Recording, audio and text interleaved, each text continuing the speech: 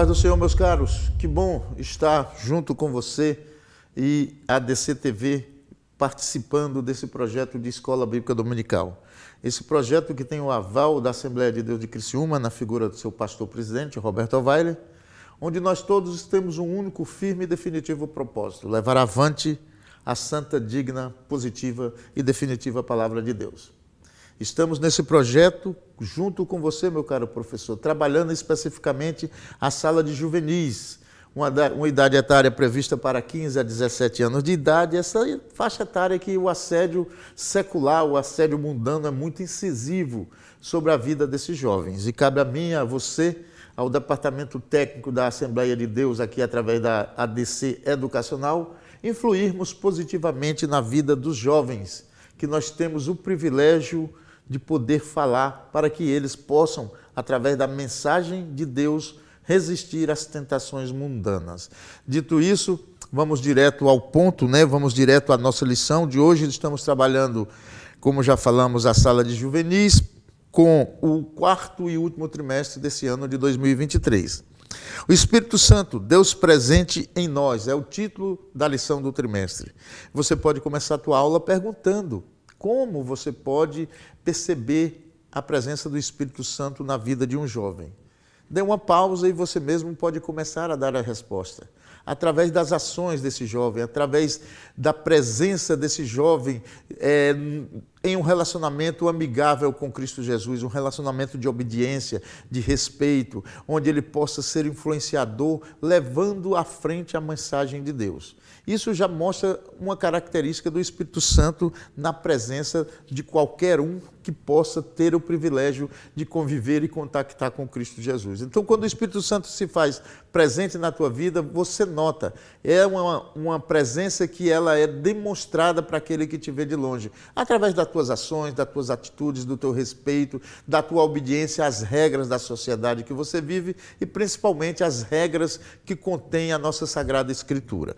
Dito isso, vamos direto ao título específico da nossa lição, que tem o título específico de O Espírito Santo no Novo Testamento. Essa lição está prevista para 29 de outubro desse ano de 2023 e já começamos a falar um pouquinho da lição passada, onde nós percebemos claramente que a ação do Espírito Santo ela era manifestada através de reis, sacerdotes e profetas. Essas três categorias eram que tinham o privilégio de contactar direto com o Espírito Santo.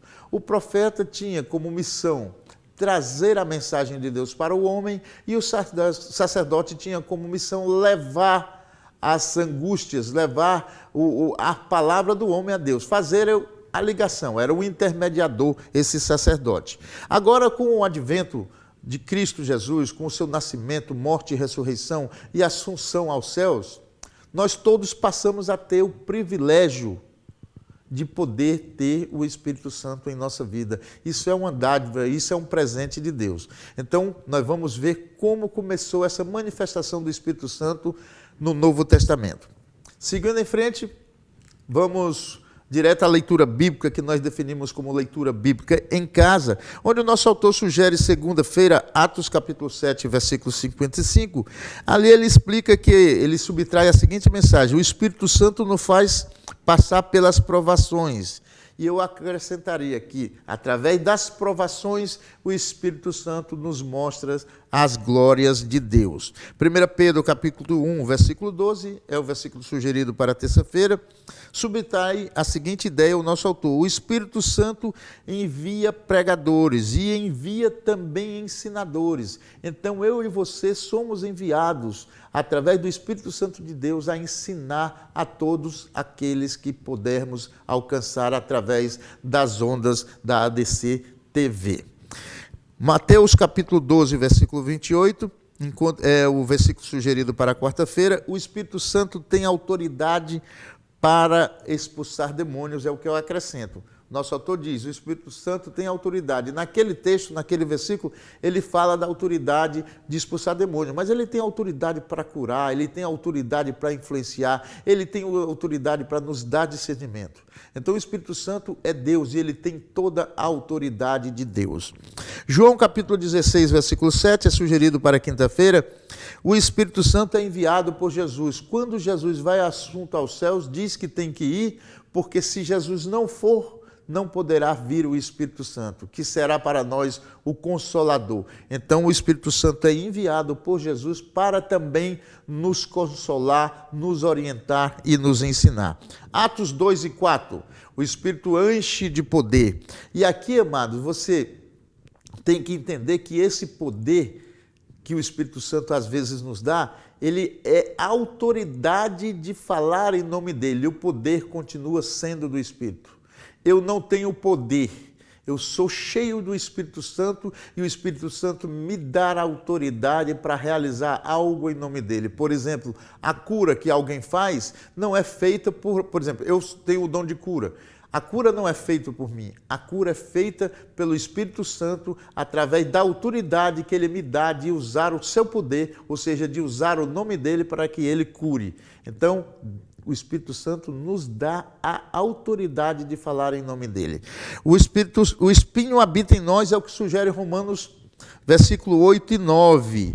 E eu digo mais para ti, que o Espírito Santo habitando em nós nos permite ver Cristo. Sem ele não temos possibilidade nenhuma de nos relacionarmos com Cristo Jesus. Seguindo em frente, os objetivos, já sabemos, são objetivos particulares do professor, que é ensinar sobre a presença do Espírito Santo na igreja primitiva, despertar para o fato de que a promessa é para todo que crê. Isso é muito importante, é fundamental você entender e deixar essa mensagem explícita para o teu jovem.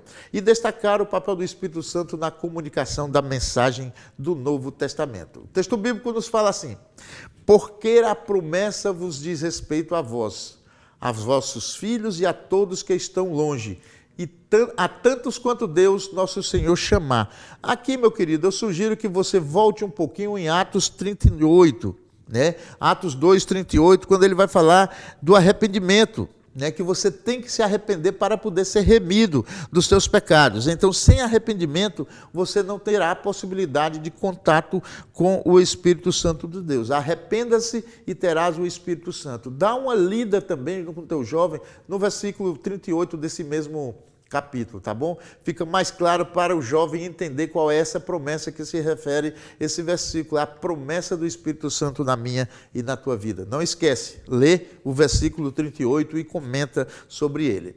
Agora sim, vamos à leitura bíblica em classe. E essa leitura bíblica ela é fundamental, principalmente para você que não sabe muitas vezes explicar por que nós somos chamados de pentecostais.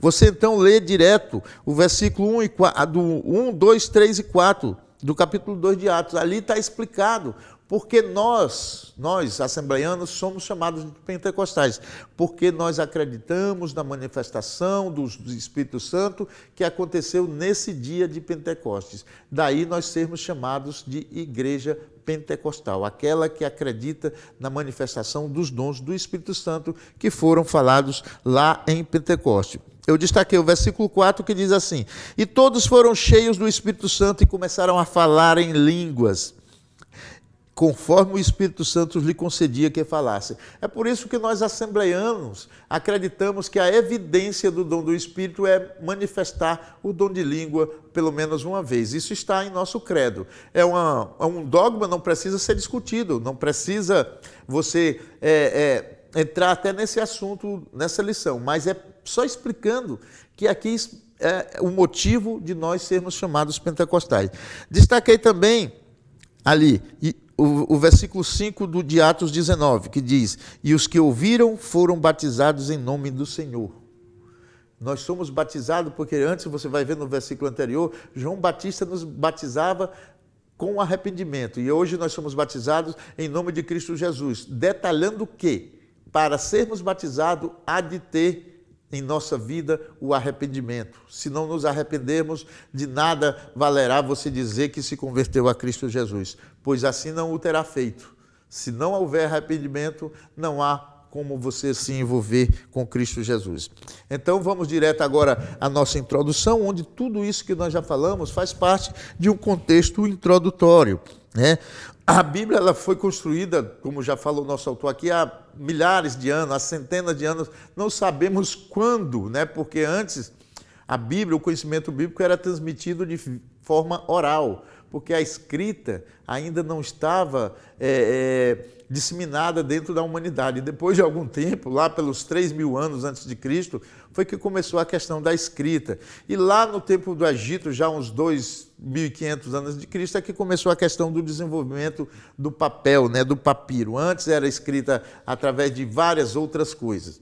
Dito isso, vamos então direto ao ponto da lição de hoje. Nós vamos trabalhar vendo como o Espírito Santo se manifestava no Novo Testamento, tendo em vista que essa visão do Espírito Santo no Antigo Testamento já foi discutida na lição anterior. O Espírito Santo presente na igreja primitiva é o primeiro tópico, né? Que quando Cristo vai assuntar ao céu, ele promete que enviará o Espírito Santo para edificar a igreja. Então a edificação da igreja começa com o Espírito Santo de Deus. E ele atua na igreja como? Através do ensino, ele atua através da motivação para a oração e ele se manifesta através de servos que ele escolhe para levar à frente a mensagem de Deus. Ali, quando nós percebemos lá no Novo Testamento, na leitura, nós percebemos que a ordem dos apóstolos foi para que eles ficassem em Jerusalém. Para quê? Para que se manifestasse neles os dons do Espírito Santo. E a partir daí, eles avançavam levando a palavra de Deus. O segundo tópico vai falar, o título geral, sobre a direção do Espírito Santo. Depois do batismo do Espírito Santo, os crentes da igreja primitiva sentiram mais temor, diz aqui o nosso autor. E eu vou colocar que sem o temor a Deus, é impossível agradar a Deus. Sem o temor a Deus, é impossível ter intimidade com Deus. E isso faz parte do nosso aprendizado.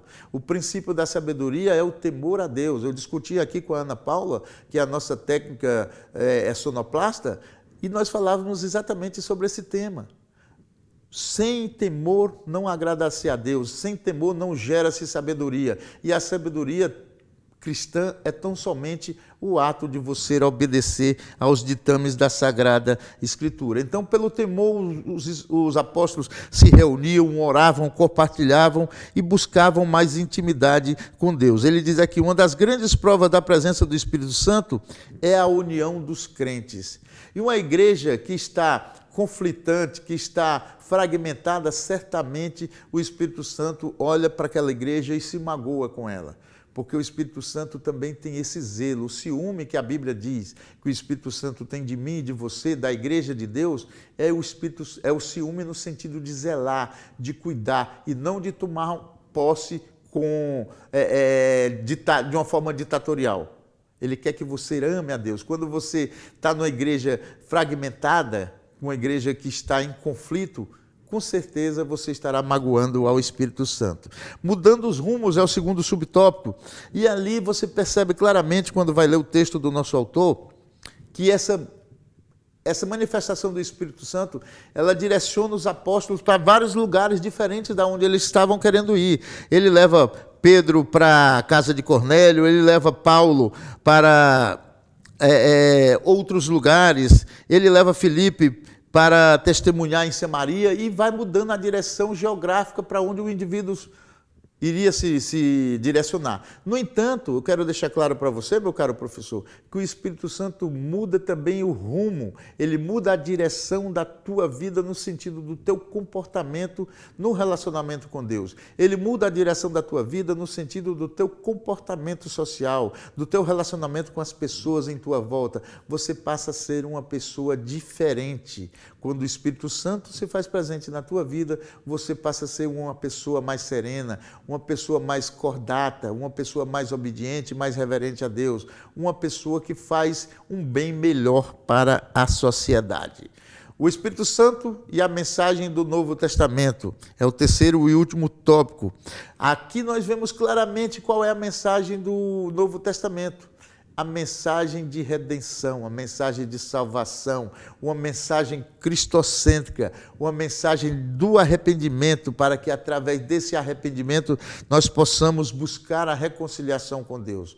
Essa reconciliação precisa ser buscada porque, através do advento do pecado, da queda de Lúcifer e da influência dele, né, em Adão e Eva, nos deixou como herança, né, essa trágica situação que hoje vive a humanidade, o distanciamento de Deus. E para que esse distanciamento não seja completo e não seja eterno, Deus, através da sua infinita misericórdia e através da sua infinita graça, nos envia seu Filho unigênito para que, através de Cristo Jesus, nós possamos ser salvos. Então, a mensagem do Novo Testamento é uma mensagem de salvação, uma mensagem cristocêntrica. No entanto, se você for olhar bem, a mensagem do Antigo Testamento também é essa. Ela nos aponta, ela nos acusa do pecado, mas nos aponta para a salvação, porque ela tem as profecias de que Cristo vem para nos salvar. Então, tanto o Antigo quanto o Novo Testamento são mensagens de salvação. Observe,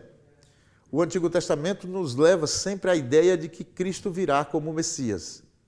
Então, o Antigo Testamento encerra-se com a expectativa de que Cristo vai vir. E o Novo Testamento, observe que coisa mais interessante, encerra-se também com a certeza de que Cristo voltará, de que Cristo vai vir de novo. Ele terá uma segunda vinda, agora com a seguinte certeza: não haverá a terceira. E é aí que você tem que estar pronto para o arrebatamento, você tem que estar pronto para ser remido, redimido e salvo agora, não amanhã, não ontem e não depois. Esteja pronto para o arrebatamento agora e tenha a certeza de que em Cristo Jesus você poderá e será salvo. Então, essa é a mensagem do Novo Testamento, uma mensagem de certeza da segunda vinda de Cristo, uma mensagem de certeza de que através de Cristo você será salvo e uma mensagem certeza de que você, em Cristo Jesus, se reconciliará com Deus. Dito isso, vamos aqui na nossa conclusão. Eu destaquei apenas a seguinte parte: a promessa do Espírito Santo, portanto, diz respeito a todos os salvos deste mundo. E é essa uma grande verdade. O Espírito Santo está aí, pronto para intervir, pronto para estar ao lado de todo aquele que for salvo, que for convertido a Cristo Jesus. Todo aquele que tem Cristo no coração terá o privilégio de uma convivência com o Espírito Santo de Deus. Ele diz respeito a mim e a você que temos Cristo Jesus em nossas vidas. Portanto, que nós possamos orar para Cristo continuar presente nas nossas vidas e principalmente também, amado, a salvação, quero deixar aqui uma parte. A salvação nós costumamos ouvir de uma forma muito incisiva, de que ela é algo pessoal, individual. Isso não tem dúvida, é individual. No entanto, você tem corresponsabilidade na salvação dos outros.